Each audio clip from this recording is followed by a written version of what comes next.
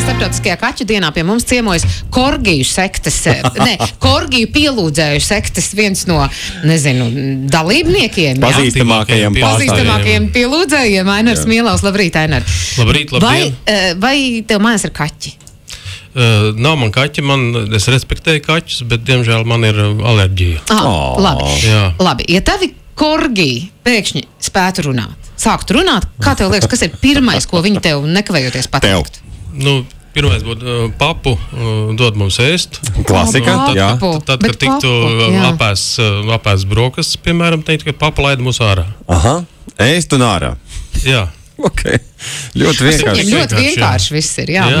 Nav tā kā ar kaķiem, kur ir mani zvani un tam līdzīgi. 9:31 minūte, mēs pēc brīža aprunāsimies ar Ainaru, mums būs arī kāds dziesmas pirmatskaņojums. Labi zinām dziesmu, bet jaunās skaņās.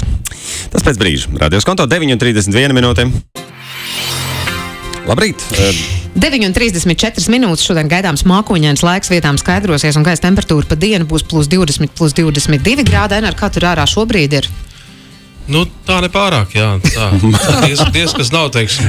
Klausies, labi. Un kā būtu jābūt, lai būtu tā, kā tev patīk, un vasara ir īstā un ir 8. augusts? Īstenībā nav jau tā sliktākā vasara. Es atceros, bija, liekas, 2017. gads, kad es vispār, man nebija iespēja uzvilkt īsās bikses, jo es esmu, apmāc rīsējiem biksēm, tikko ir iespēja, tad es jau agrāk pavasarī, velku. Man patīk vienkārši. Skaidrs. Un tanī vasarā, man nesanāca. Tā kā, protams, man kā lauksaimniekam jāsaka, ka šī nav pat labākā un veiksmīgākā vasara, bet nav arī pats sliktākā. Nav arī pats sliktākā. Paldies tev. Man patīk tas īso bikšu indeks. Jā, un ar laikziņām mums šorīt studijā Ainars Mielovs. Labrīt, ir 9:38 minūtes. Ainars Mielovs ir mūsu studijas viesis šorīt. Mēs esam noklausījušies laika ziņas. Īsbikšu indeks ir 50 no 100 šovasar. Un tad mums arī, protams, interesēs, kas ir tas, ko mēs tūdaļ dzirdēsim. Ainars gatavojas savam lielajam jubilejas koncertam, kas būs 25. oktobrī Xiaomi arēnā. Man visu laiku ir jāmācās tas jaunais vārdu salikums. Kā noris gatavošanās lielajam pasākumam? Īstenībā katru dienu par to piedomāju. Jau 2 gadus. Arī 2 gadus. Jā, man liekas, 2023. gada kaut kādā novembrī es izdomāju, ka šim koncertam beidzot ir jānotiek. Es visu laiku domāju, jo tas ir tik liela mēroga koncerts, kādu es pats nekad līdz šim neesmu organizējis. Es esmu piedalījies kaut kādos festivālos, piemēram, Pozitīvus, kad bija Salasgrīvā. Daudziem tūkstošiem cilvēku. Es pētu un skatos, kas tad notiek.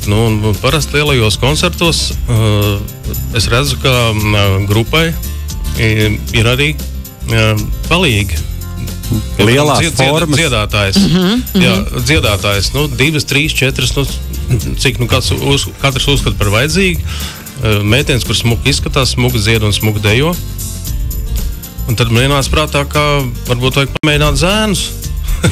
Puišus. Labi. Un atcerējos, ka manam ļoti tuvam draugam, lieliskam cilvēkam Guntaram Prānim ir senās mūzikas vīru grupa Skola Kantorum Rīga. Jā. 8 vīri, ārkārtīgi profesionāli, izglītoti tieši muzikālajā ziņā. Un man par lielu pārsteigumu viņi piekrita piedalīties šajā koncertā. Lai arī pagaidām visas nianses nav zināmas, bet mēs apmēram mēģinām ieskicēt, kādā veidā tas varētu izklausīties. Līdzās grupai, tad tas nebūs akapella liela koncerts. Mūsu klausītāji arī tūlīt varēs drusku ieskatīties, kas tad sagaidīs tajā jaunajā koncertā. Kas ir tas, ko mēs tūlīt dzirdēsim, Ainar? Tā ir viena tradicionāla latviešu dziesma, latviešu tautas dziesma, man viegli prātu, kura ar dievpalīgu kaut kā nonāca pie jauna mēnesis. Es atceros, bija tas gads senais, kad mēs bijām uzstājušies Sopotā, un tur mums par lielu izbrīna vinējuši to galveno balvu, un pēc tam mēs devāmies uz Dāniju, un tad tur bija kaut kas vairāk dienas jānīkst. Un es garu laiku Mārs Muktovels, kurš ir grupas Ilģi dalībnieks un labs, lielisks latviešu folkloras pazinējs, sāk rādīt kaut kādas dziesmas, saka, varbūt mēs varam mēnesi tās uztaisīt.